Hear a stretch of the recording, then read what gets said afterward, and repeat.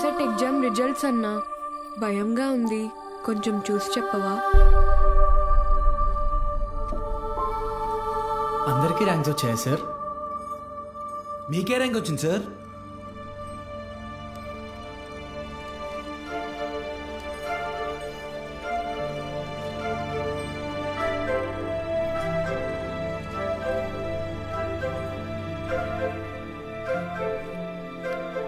Muralikrishna 41 medical.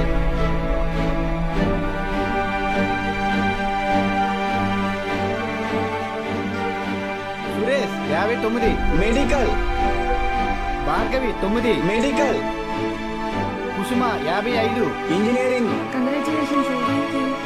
Ananthalakshmi 43 medical. N Rambabu 29 engineering. M Venkatalakshmi 30. P Mahalakshmi 15.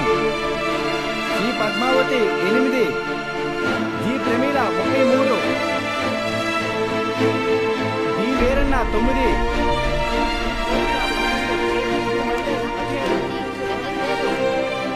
అంటే 45 top ranks sir?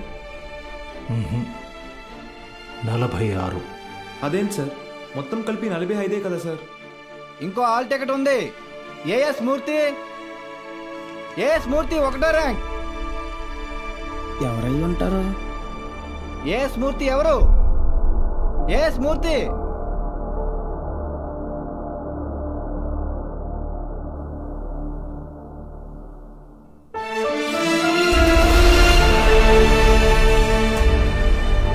నాతో కలిపి 46.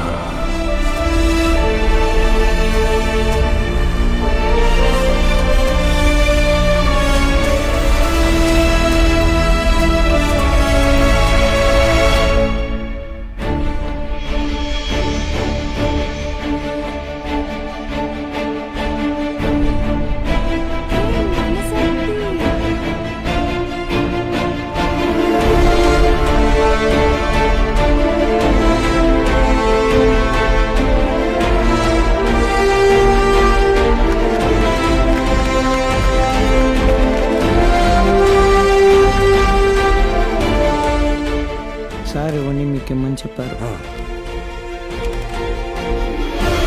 సతీ, నీ పూర్తి పేరు చెప్పు. అన్నవరం సత్యనారాయణమూర్తి. చాలా పెద్ద పేరురా.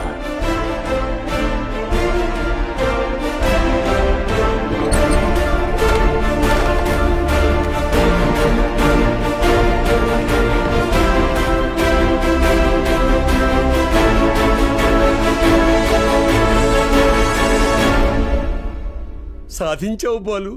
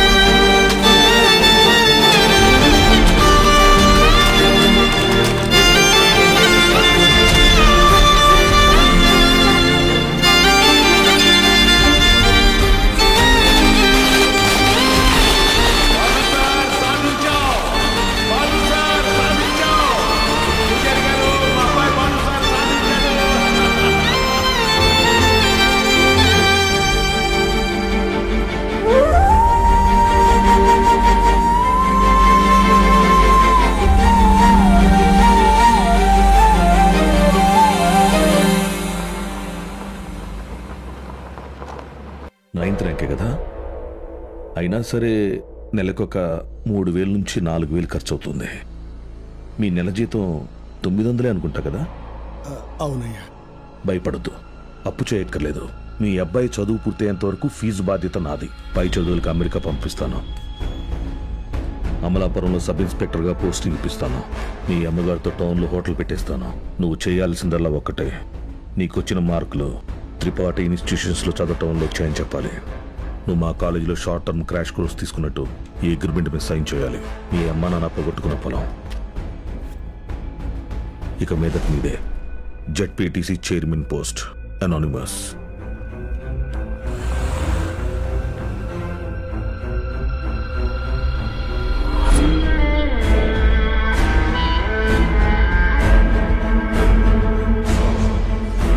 బాలూన్ తీసుకొచ్చాను sir.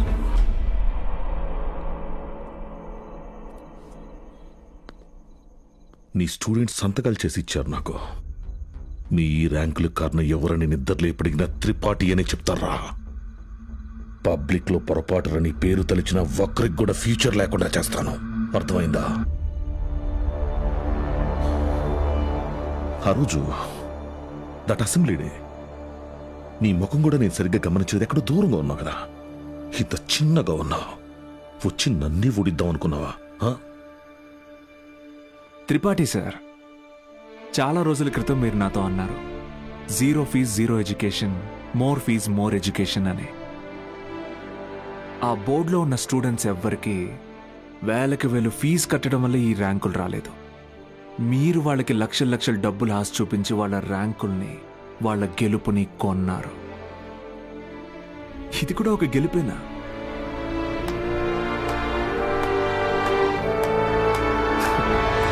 Okay sir, thank you sir. Take care sir.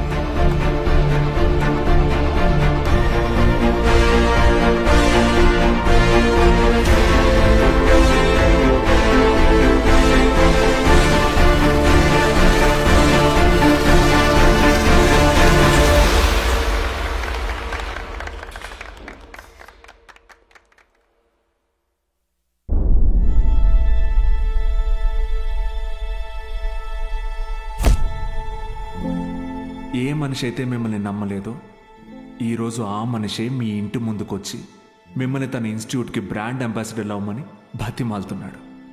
ఏదే బూస్ట్కి సచిన్ ఉన్నట్టు. ఇది కదా నేను మీకు దక్కాలనుకున్న రెస్పెక్ట్. వచ్చింది. సూపర్. సంతకాలు పెట్టండి. కాంట్రాక్ట్ మీద సంతకాలు పెట్టండి. చదువు అనేది వ్యాపారంగా మారి చాలా కాలమైంది. ఫ్యూచర్లో ఇది ఇంకా పెద్ద వ్యాపారం అవుతుంది. ఈరోజు ఇంటర్ ఫస్ట్ ఇయర్, సెకండ్ ఇయర్కి వసూలు చేసే ఫీజుల కంటే ఎక్కువ ఫీజులు ఎల్కేజీ, యూకేజీ క్లాసులకి వసూలు చేసే రోజులు వస్తాయి. మన కంటికి కనపడేది త్రిపాఠి ఒక్కడే, కానీ తనలాంటి వాళ్ళు ఈ దేశంలో చాలా మంది ఉన్నారు. మీ చదువుకి ఖర్చయ్యే ప్రతి రూపాయి త్రిపాఠి జేబులో నుంచే రానివ్వండి. మీ ఇంట్లో వాళ్ళకి ఇస్తానన్నవన్నీ ఇవ్వనివ్వండి. పై చదువులు చదివిస్తాడా? చదవండి. తన అహంకారాన్ని వాడుకొని మీరు ఎదగండి. మంచి పొజిషన్కి వెళ్ళండి. బాగా సెటిల్ అవ్వండి. అప్పుడు చదువుని కొనలేని వాళ్ళకి చదువుని పంచండి. మీలాగా వాళ్ళని గెలిపించండి. 46 మంది ఉన్నారు. మీరు తలుచుకుంటే ఎంతో మంది జీవితాల్ని మార్చగలరు. వచ్చి ఆ కాంట్రాక్ట్స్ మీద సంతకాలు పెట్టండి.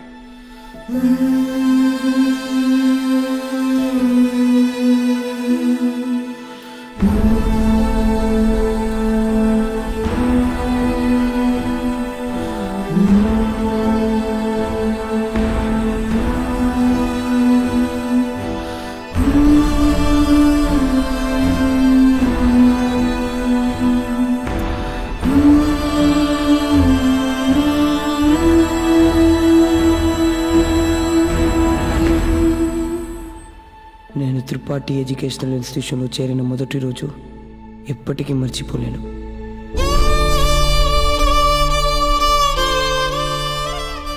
లెక్చరర్స్ అంతా నాకు ఎంతో అంటగా నిలబడి నన్ను ప్రోత్సహించారు. నేనేదైనా తప్పు చేస్తే దండించేవారు. వాళ్ళే నన్ను సరైన దారిలో నడిపించారు. నాకంటూ ఒక లక్ష్యాన్ని ఏర్పరిచి అందులో నన్ను గెలిపించారు.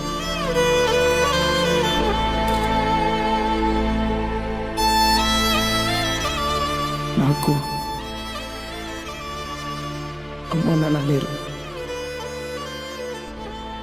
త్రిపాఠి ఎడ్యుకేషనల్ ఇన్స్టిట్యూషనే నా ఫ్యామిలీ. అక్కడికి అందరూ అమ్మ నాన్నలతో వస్తారు. నాకెవరూ లేరుగా, ఆయన వస్తారేమో అడుగుతారా?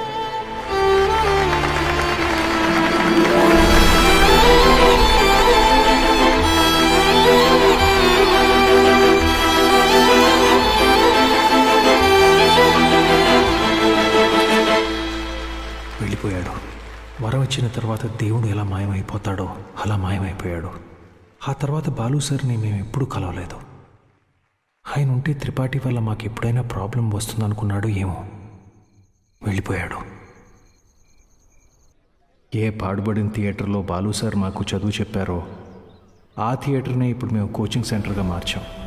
సంవత్సరం పొడుగునా మా 46 మందిలో ఎవరో ఒకరు వచ్చి ఈ పేద విద్యార్థులకి క్లాసెస్ తీసుకుంటాం.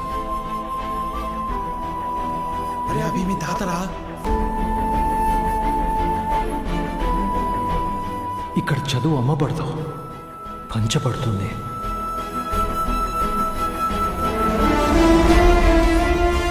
ఇదే మా బాలు సార్కి మేము ఇచ్చే గురుదక్షిణ.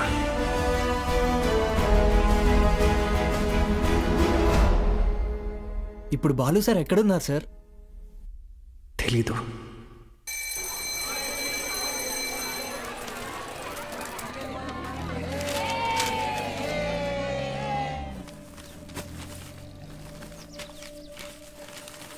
அண்ணா ஒரு பண்ணு கொடுங்கண்ணா.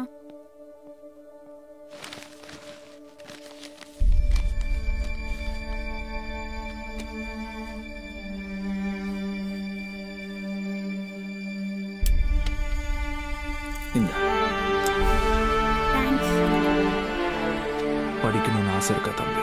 ஆமா சார். సరే బా. కానీ ఆయన ఎక్కడున్నా చదువుని దేవుడికి పెట్టే నైవేద్యంలాగా పంచుతూనే ఉంటారు.